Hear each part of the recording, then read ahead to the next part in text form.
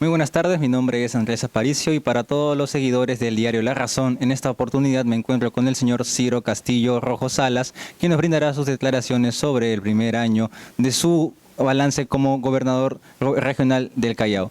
Señor Castillo, tenga usted muy buenas tardes. Yo quisiera empezar preguntándole, cuando usted asumió el cargo de gobernador regional del Callao, ¿cómo encontró usted al Callao? ¿Cómo lo dejó la gestión anterior?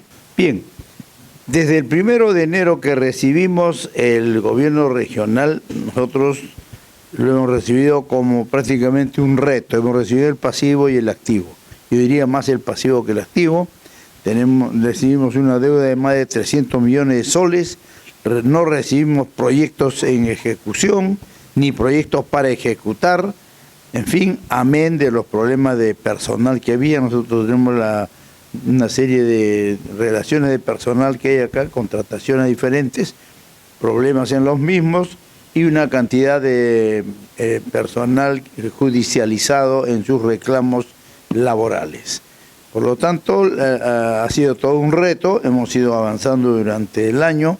En salud hemos logrado destrabar lo que era el hospital de Pachacútec, o sea, el hospital de Ventanilla, ahora ya está para la ejecución de su expediente técnico. Hemos logrado destrabar el hospital de San José, que ya está también para ser ejecutado. El hospital de los centros, hemos inaugurado el centro de salud de aeropuerto y otros centros de salud más. Hemos reparado y puesto en valor muchos establecimientos de salud que estaban en mal estado. Y hemos solicitado la creación del Hospital de Neoplásicas del Callao. Hemos hablado con la presidenta y le hemos pedido, por favor, para que sea pues una necesidad nacional el hacer este hospital, porque el Hospital Nacional de Neoplásicas, el INEN, ha quedado ya, la oferta es demasiado grande, perdón, la demanda es demasiado grande para la oferta que tienen ellos. En ese sentido, el Hospital de Neoplásicas del Callao va a absorber todo lo que son los problemas de cáncer del norte del Callao y también del norte del Perú. En lo que es educación, hemos puesto en valor casi la totalidad de los establecimientos de salud, de educación, pero no en un 100%. O sea, no en un 100% en lo que se refiere a la capacidad instalada de cada uno de ellos. No nos olvidemos que aquí teníamos establecimientos educativos que no tenían agua ni desagüe y así venían funcionando, esa era la costumbre. Hemos establecido que tanto para luchar por la seguridad ciudadana se requiere cultura, deporte. Tenemos actualmente con el Cafete hemos logrado hacer una orquesta sinfónica regional, juvenil, adultos y una banda sinfónica regional también. En lo que se refiere a deportes, actualmente estamos poniendo ya en ejecución 17 disciplinas deportivas en 17 talleres que se van a inaugurar y el año pasado más de 20 y tantos talleres. Estamos poniendo en valor lo que es la villa deportiva, el mantenimiento de la misma, del legado que ha sido de los Panamericanos, y creemos que estamos haciendo un gran esfuerzo para que la población chalaca, y no solo la chalaca, sino los distritos aledaños, puedan venir a hacer deportes por la módica suma de 10 soles mensuales. Pueden ser gimnasia rítmica, gimnasia olímpica. Van a llegar en el momento en que ya tengamos ya habilitada la parte náutica, natación, pero en lo que se refiere a deportes olímpicos, tenemos campeones olímpicos, en lo que se refiere a boxeo, en lo que se refiere a futsal y a 17 disciplinas deportivas más, incluido el ajedrez. Por eso es que creemos que este año, a pesar de todas las dificultades, nos ha permitido desenvolvernos en esa cantidad de actividades y favoreciendo a gran cantidad de niños, jóvenes y trabajadores. Hemos generado puestos de trabajo, alrededor de más de 3.000 o 2.500 puestos de trabajo entre perentorios y algunos estables. Creemos que es necesario en el Callao no solamente el deporte, no solamente para la seguridad ciudadana, no solamente la parte de las artes, la cultura, sino también la generación de puestos de trabajo. La seguridad ciudadana es uno de los problemas más importantes del Callao, que tiene que ser atacada desde el nivel central, pasando por el nivel del gobierno regional, los gobiernos locales, que son las municipalidades, y las organizaciones naturales. Creemos además que en la etapa actual, en donde ha recrudecido tanto la violencia, especialmente por la injerencia de bandas extranjeras que han venido acá a operar al Callao y al país en general, es necesario contar con el estado de emergencia en algunos casos. Pero el estado de emergencia por sí solo no ha dado resultado, lo hemos visto en otros distritos de la capital. El estado de emergencia como parte de una estrategia, como por ejemplo la estrategia que hemos planteado nosotros, en que fuerzas combinadas de la Marina, de la Fiscalía y de nuestra policía salgan a hacer actividades pero intensas, unas actividades de saturación, pues sí podría dar resultado, y va a dar resultado de hecho. Al principio de mi gestión tuvimos cierto impacto digamos, en lo que era la victimización. La victimización es el contacto que tienen los ciudadanos con el delito, las veces que han podido ser asaltados, robados, asustados, lo que fuere. Sin embargo, eso no es estático. Eso ha tenido primero un decrecimiento y ahora un crecimiento, pero rápido, porque las bandas organizadas, las bandas criminales organizadas, que si bien es cierto no están determinadas por personajes, trabajadores del puerto, de nuestro puerto, sino por gente delincuente de construcción civil y gente delincuente de los sicarios y del narcotráfico, cuando se establece ese fuego cruzado entre estas organizaciones delincuenciales, está de por medio la vida de gente inocente, que es lo que ha ido pasando en estos días. El Callao se ha teñido de sangre rápidamente en estos últimos meses, y anoche nomás una niña, anteanoche, que se iba a comprar pan, ha recibido una bala en la cabeza. Eso es lamentable y no podemos permitir que en nuestro territorio se den este tipo de situaciones. Por algo somos autoridades y tenemos que intervenir. Y la forma de intervenir es haciendo, digamos, articulando entre el nivel central, el gobierno regional, las organizaciones municipales, es decir, los gobiernos locales y las organizaciones naturales de la población. Es decir, debe estar involucrada la familia, porque en última instancia a quien queremos proteger es a la familia. Sabemos perfectamente que la falta de valores, la falta de principios, todo eso que en nuestra sociedad es actualmente una carencia notable, empiezan muchas veces en casa. Una madre permisiva, padre permisivo, un hogar permisivo, pueden generar pues ese tipo de conductas. Y lo mismo que estamos observando en la sociedad, como por ejemplo la falta de respeto a la autoridad. No se puede permitir que se falte el respeto a la autoridad y se pierda el sentido de nuestros valores cívicos. Se debe cantar el himno nacional todos los lunes, se debe izar el pabellón nacional, se debe respetar los símbolos patrios, etc. Son cosas formativas en nuestra niñez y en nuestra juventud. Por lo tanto, nuestra tarea desde el gobierno regional es volver a intensificar este tipo de buenas prácticas y de buenas costumbres también. Su estrategia del SAR de la seguridad ciudadana, ¿qué tan efectivo ha sido durante la gestión de este año?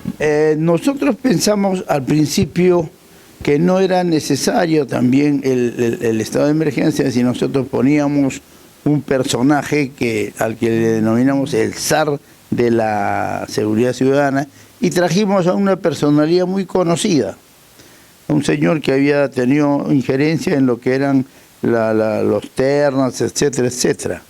Sin embargo, no dio resultado. ¿Por qué?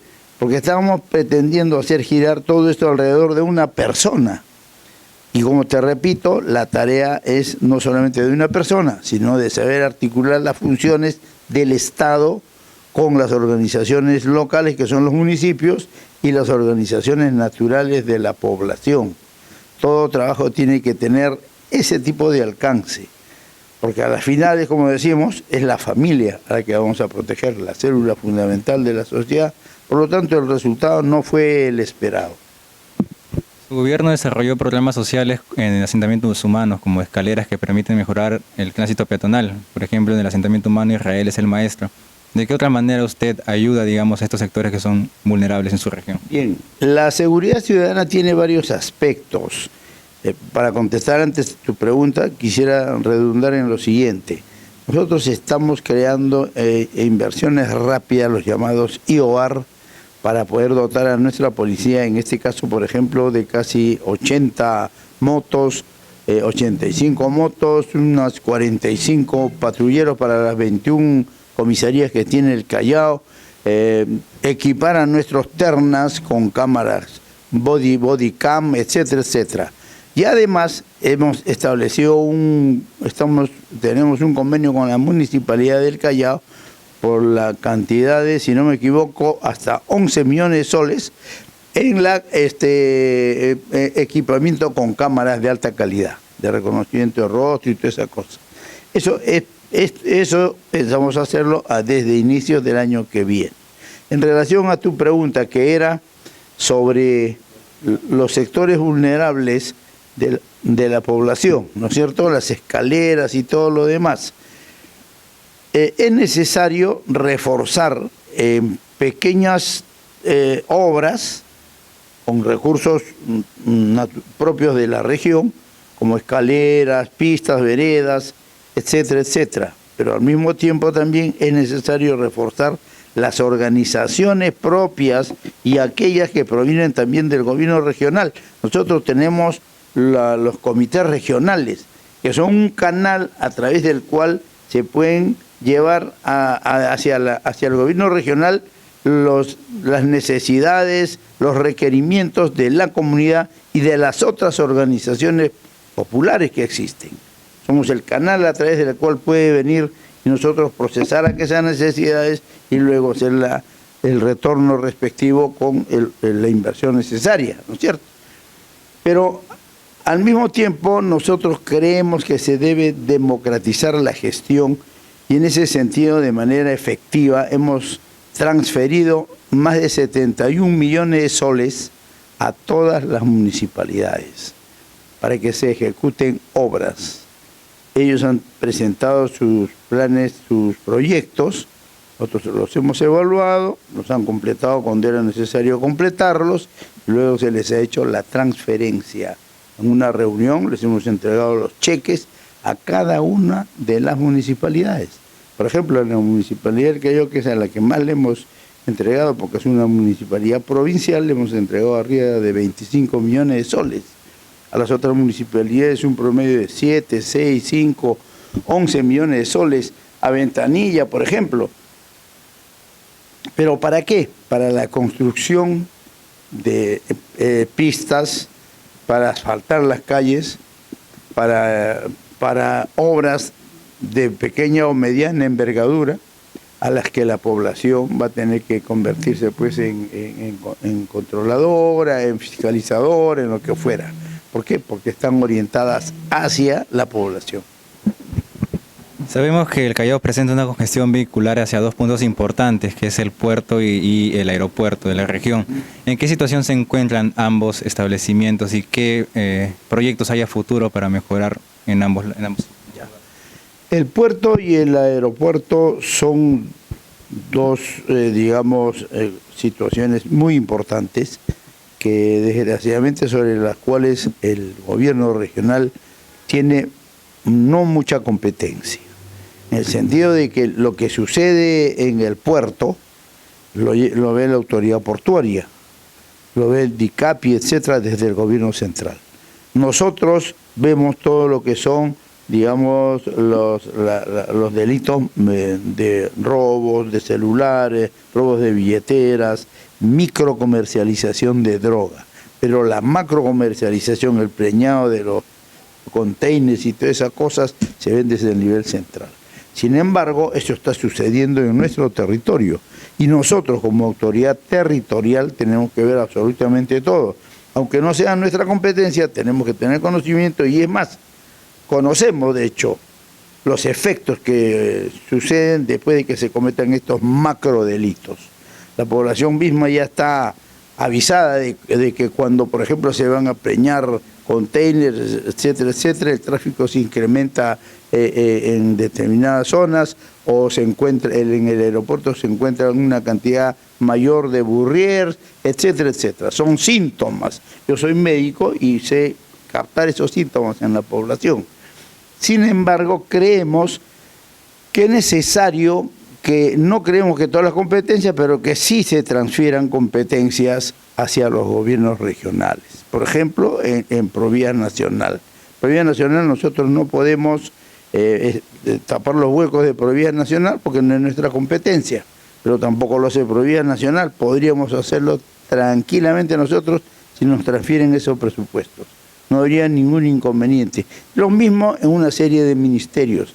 En ministerios como por ejemplo el MIDIS, donde se pueden transferir competencias de todo lo que es Caliwarma, etcétera, etcétera. Lo mismo en educación, concursos de educación y una serie de cosas para que los gobiernos regionales ya dejen de ser una mesa de paso, una mesa de recepción de una serie de cosas que tendríamos que nosotros llevarlas y ejecutarlas. En ese sentido sería bueno no solo desconcentrar, sino descentralizar. Hemos visto también que es necesario reorientar nuestra política económica desde el gobierno regional, tratando de que la población sea incluida financieramente. Estamos creando y fomentando lo que va a ser nuestra caja de ahorro y crédito regional para los ambulantes, para las medianas y pequeñas empresas. Estamos queriendo que se ponga en valor el centro turístico del Callao. El Callao es un puerto que está de espaldas al mar. Es un puerto que tiene que volverse hacia el mar, una ciudad-puerto, y convertirse en un puerto de primero, un puerto hub, como Singapur, como Barcelona. Eso es lo que queremos. Hemos tratado de enviar señales de esto, haciendo el primer desfile escolar este año que ha pasado a la orilla del mar. Hemos plantado un mástil en la orilla del Pacífico. Con eso queremos simbolizar de que el Callao tiene que recuperar la prestancia y la importancia que tenía como el mejor puerto del Pacífico. Pese a que ahora existen otros puertos a los cuales hay que tomarlos también, no como una amenaza, sino como una oportunidad. Me refiero a Chancay, me refiero a Hilo, me refiero a todos los demás puertos. Creo que es necesario generar todo ese tipo de puertos y potenciarlos, pero el Callao va a seguir siendo el eje geopolítico por su ubicación en primer lugar, ya no solo en lo que es digamos, el litoral del Pacífico, sino también gracias a la carretera transoceánica estaría vinculando el Atlántico y el Pacífico. En ese sentido es que creemos que además de generar la incorporación financiera de nuestra población, porque es lamentable ver cómo alrededor de nuestro puerto y en las tardes solamente hay 4 o 5 señoras que llevan sándwiches a los trabajadores del muelle norte y sur, cuando debería haber toda una industria de qué sé yo, de gente que lleva alimentos y trae. La calle de la avenida 2 de Mayo debería volver a abrir sus grandes almacenes, y la avenida Constitución igualmente. Entonces tenemos que recuperar el centro histórico, volver al Callao en un destino turístico, tener un acuario que está dentro de nuestros proyectos y hacer la regeneración urbana, que consiste en volver a poner en valor la costa de todo lo que es el Callao hasta San Miguel. Esa zona puede ser una hermosa zona donde antiguamente hasta veraneaban los presidentes. Ahora tenemos que ponerle en valor. Se trata de una gran inversión, pero que hay inversionistas que quieren hacerlo. Necesitamos que se nos transfieran las competencias y lo vamos a hacer porque tenemos la voluntad política de hacerlo.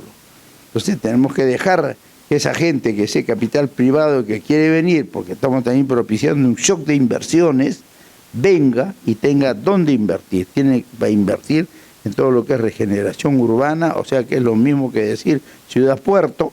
Tiene para invertir en el parque porcino, en el parque industrial. Es decir, somos producto de dos grandes migraciones. Una inmigración extranjera allá por los años 1800, donde vinieron nórdicos, italianos, extranjeros, poblaron el Callao y le dieron un colorido muy especial. Pero también, después por los 60 hubo la gran migración andina, de la sierra y de la selva, que le ha dado la nueva fisonomía que tiene el Callao y ha generado polos de desarrollo como Ventanilla. Ahí es donde tenemos que industrializar, ahí es donde tenemos que hacer nuestro parque industrial. Tenemos que invertir, tenemos que generar valor agregado, no solamente debemos ser, no tenemos frontera agrícola, es verdad, pero sí tenemos frontera acuícola. El mar ya no debe ser un basurero, el mar tiene que ser nuestra frontera acuícola en donde debemos invertir en algas. Ha habido derrame de petróleo, ha habido afloramiento de petróleo por otras causas también, no solamente es el derrame. Es también, qué sé yo, las malas costumbres de soltar el aceite quemado de los barcos petroleros, etcétera, etcétera. Entonces, el mar, repito, ya no debe ser un basurero. Tenemos que defender el mar de la misma manera que los campesinos defienden sus tierras y sus chacras. Nosotros tenemos que defender el mar. Ahora hemos tenido un problema, bueno, que ha generado también un problema de tipo inclusión laboral, están reclamando, etcétera, etcétera. Eso se tiene que solucionar, pero tenemos que ver con una visión más grande. Sabemos que ahí está la anchoveta, está el pescado, tenemos que darle un valor agregado a la pesca. Tenemos que fortalecer a nuestros pescadores artesanales. En fin, hay tanta tarea que hacer en esta frontera acuícola que la verdad seguimos siendo pues un mendigo sentado sobre un banco de pescado ahí, ¿no es cierto? En lo que se refiere a inversiones, ya les he dicho, vamos a hacer un shock de inversiones, está el proyecto hecho, vamos a invitar a todos los capitales nacionales y si es posible extranjeros, y por eso pedimos también que se nos deleguen más capacidades, que se nos delegue más competencias. Vamos a hacer ese shock de inversiones y al mismo tiempo estamos viendo que el Callao tenga zonas francas. Las zonas francas han dado resultado en aquellos lugares donde se ha querido incorporar financieramente a la población o en zonas pobres. Que no haya dado resultado en el país no quiere decir que no puede dar resultado en el Callao. Acuérdense que en Colombia nomás tenemos alrededor de más de 110 zonas francas. Eso queremos. Tenemos un gran aeropuerto, uno de los mejores de Sudamérica, no sé si del mundo. Un enorme aeropuerto y tenemos un puerto también. Por lo tanto, son necesarias las zonas francas para promover la industria, etcétera. Hay que también formular pequeñas y novedosas formas de economía para la población. Por ejemplo, tenemos las farmacias. Las farmacias se pueden hacer farmacias de tipo farmagore. ¿Qué quiere decir? Farmacias que venden medicamentos básicos. Porque la población chalaca tiene un alto nivel de pobreza y bueno, tiene un 3-4% de extrema pobreza que debemos erradicar. Pero la pobreza misma la tenemos que mitigar. Con esto de la pandemia y todo lo demás, en lo que se refiere a salud, hemos tenido un embalse de las enfermedades tradicionales que no sean el COVID y las otras virales. Por ejemplo, han empezado a aparecer bolsones de tuberculosis, bolsones de VIH, enfermedades que nosotros consideramos ya no solamente las virales, sino las bacterianas, están empezando a aflorar. Por lo tanto, es necesario que también en salud se cambie, como se dice en criollo, el chip. ¿De qué manera? Que ya no solo hagamos medicina biorecuperativa, o sea, cuando ya hay la enfermedad en los hospitales. Yo soy cirujano, me gusta operar, yo no estaría sin un quirófano, pero me doy cuenta también que el grueso de las enfermedades se va a resolver atendiendo a los anillos de contención que tienen los hospitales. ¿Cuáles son los anillos de contención? Los centros y los puestos de salud. Si en el COVID hubiéramos podido resolver por lo menos el 30-40% de los padecimientos iniciales del COVID en los centros y puestos de salud, no hubiéramos tenido atosigados las unidades de cuidados intensivos. Por eso es que hay que cambiar el chip.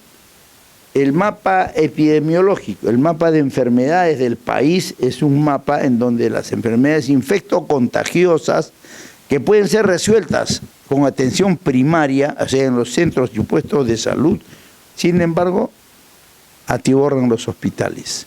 Yo no digo que no sean necesarios los hospitales, son muy necesarios, pero hay que darle el valor que corresponde. La atracción necesaria, pagar a lo mejor, a la gente que están en la periferia, a lo que llamamos periferia, a los centros y puestos de salud. En educación igualmente, creemos que en el Callao es necesario hacer una revolución educativa basada en la introducción de tecnología de punta. Creemos que es necesario, y lo vamos a hacer, el internet gratuito en todos los colegios del Callao. Para ello es necesario trazar las carreteras básicas de fibra óptica, pues si existe gente que quiere hacerlo, vamos a pedir al gobierno que nos permita hacer las transacciones de gobierno a gobierno o qué sé yo, obras por impuestos o lo que fuera necesario para que esta tecnología ingrese para la educación.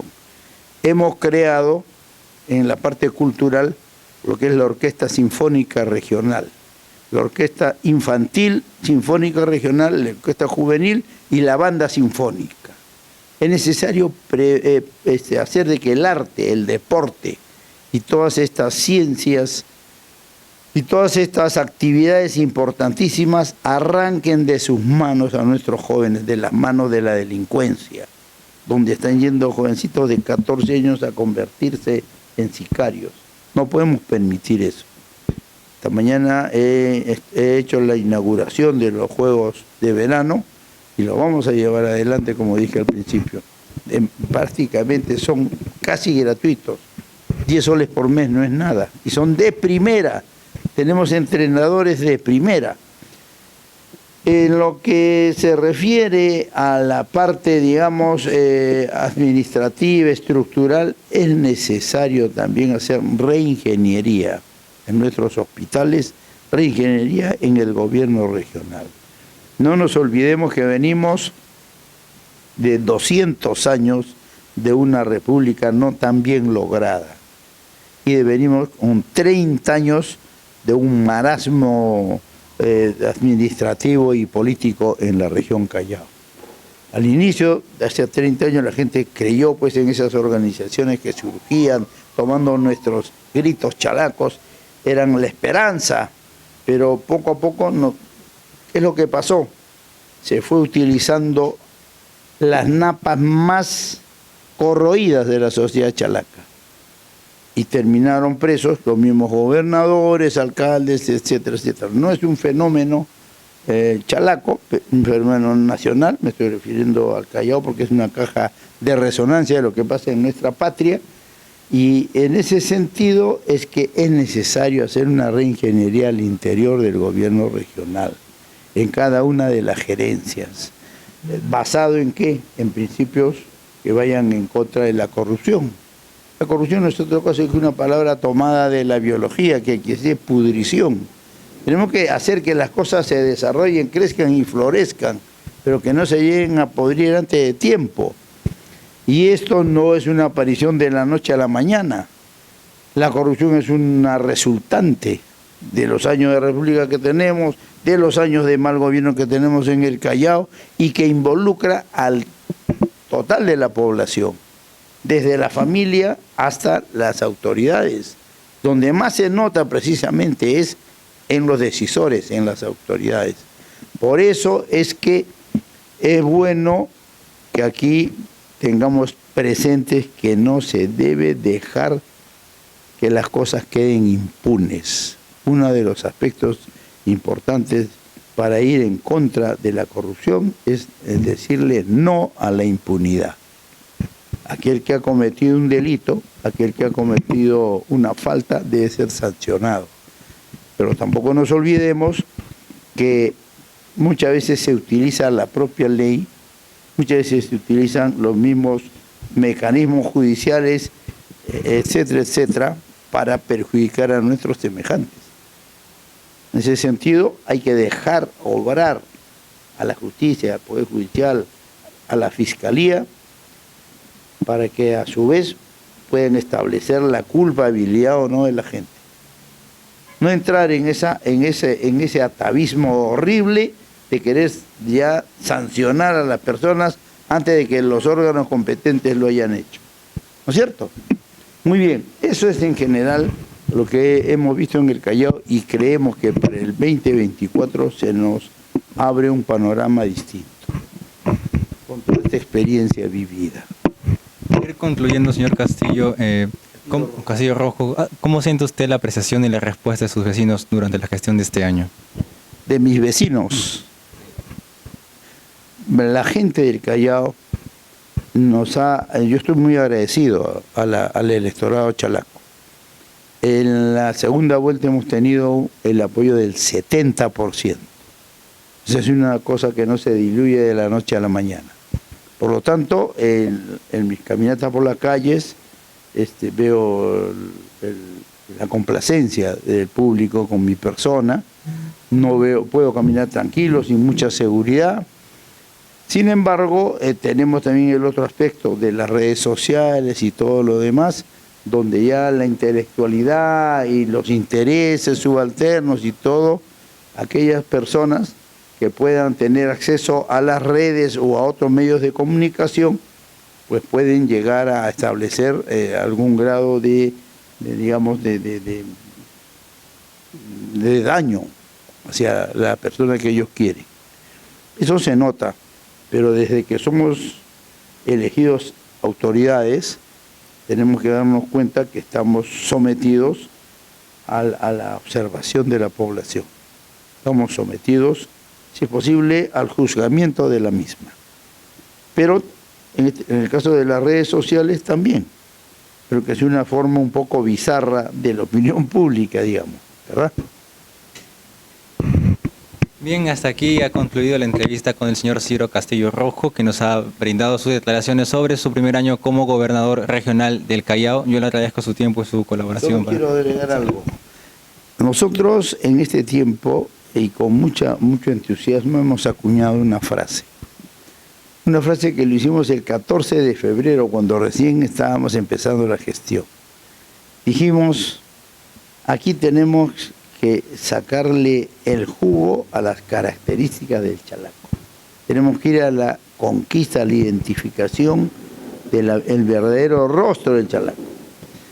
Y dijimos, cuando tú hagas algo, cualquier cosa, hazlo a la chalaca, que quiere decir bien hecho y con alegría.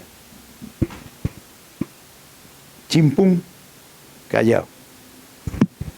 Muchísimas gracias. Aquí culminamos con el señor Ciro Castillo Rojo. Con nosotros será una próxima oportunidad para el diario La Razón. Muchas gracias.